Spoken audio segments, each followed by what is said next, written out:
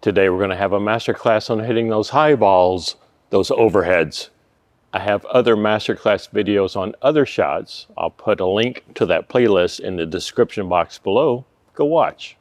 In all of these masterclass videos, I talk about three basic things.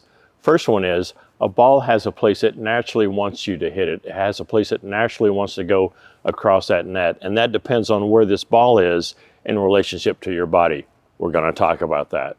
The second thing is, what if I don't want the ball to go where it naturally wants to go? Like, I don't want to go to this corner, I want to put it over in the other corner.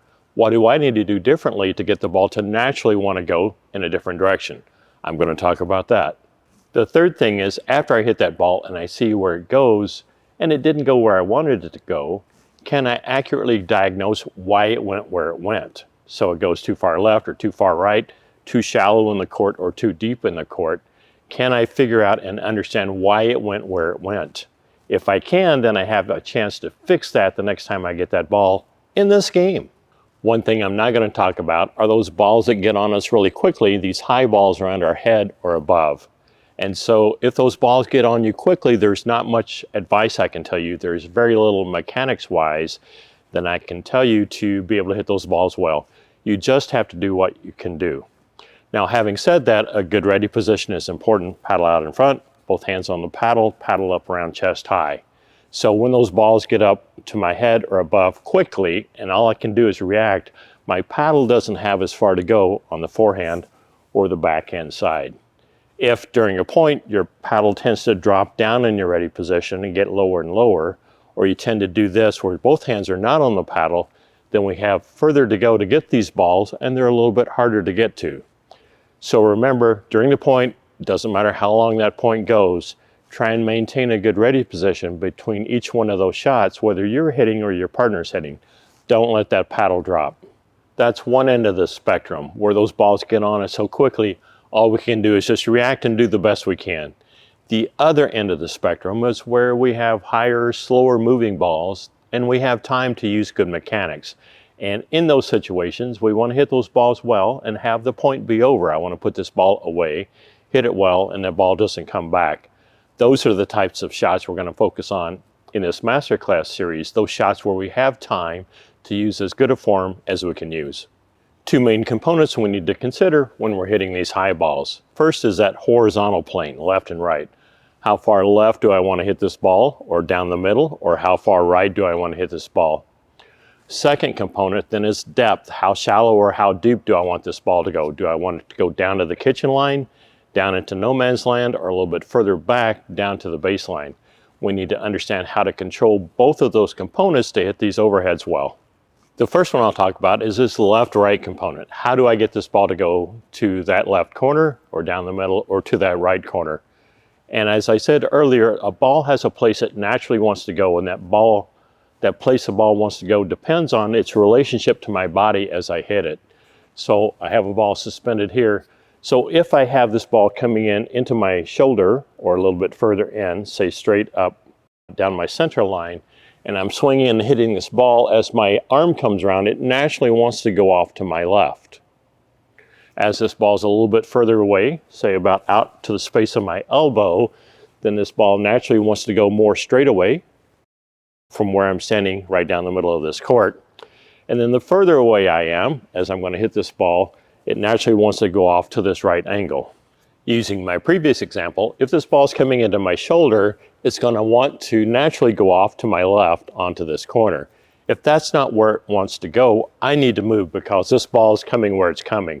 So I need to change my relationship to this ball and slide away a little bit. Now it wants to go more down the middle, straight away from me, or slide away even further to get this ball to go off to my right. I know a couple of people, and you may know people like this as well, is when they hit this overhead, in general it goes in the same position. What I see a lot is they'll line up so that this ball's right off the shoulder, which is a good thing to do.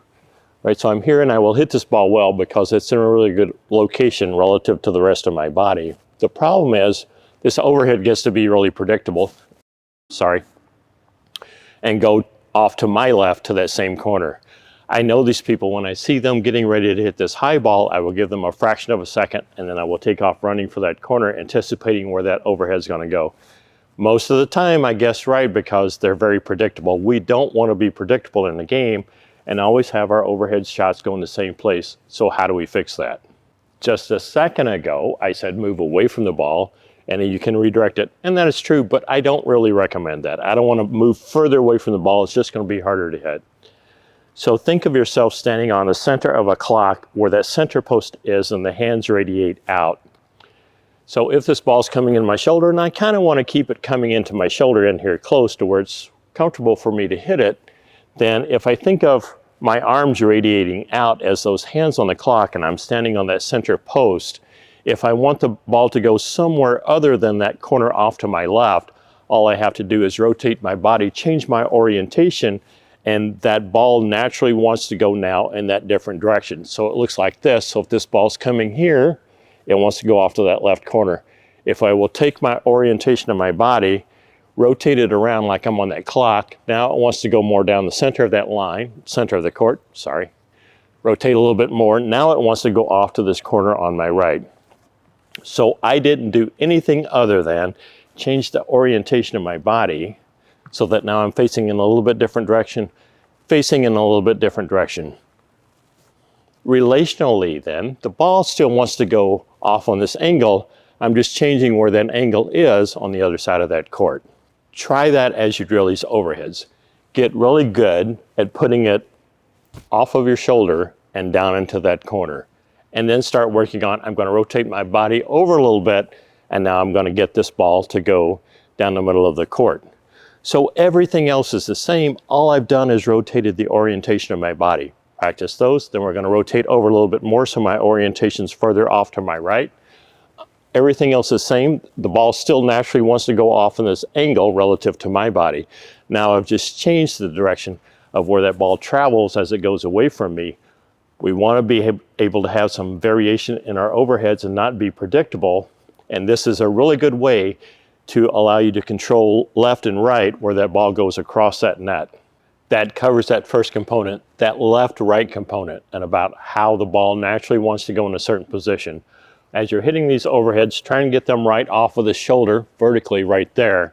And then we know that that ball naturally wants to go off to the left, to my left, and I need to rotate over to get it to go down the middle. I need to rotate my body to get it to go to the other corner. Now, after you hit a ball in left-right wise, it didn't go where you want, think about where was my body orientation as I hit that ball, and did I just take this ball and hit it like I normally did, and I didn't take the time to rotate my body around to get it to go in a different direction. And that's how you diagnose left, right. If the ball didn't go where you wanted it to go, you think back, where was my orientation? Did I just settle for hitting this ball well? It'll probably naturally want to go off to this corner. The other way if you're a lefty. Or did I take the time to rotate my body orientation over to get that ball to go someplace other than off to that left corner? That covers part one, that left-right component, and how do I get the ball to go either left or center or right on the court when I want it to. Part two, that video is coming out soon, is going to cover the depth component. How do I get the ball to go short to the kitchen line, no man's land, a little bit deeper, or even deeper back to the baseline? Keep an eye out for that video. It's coming out soon.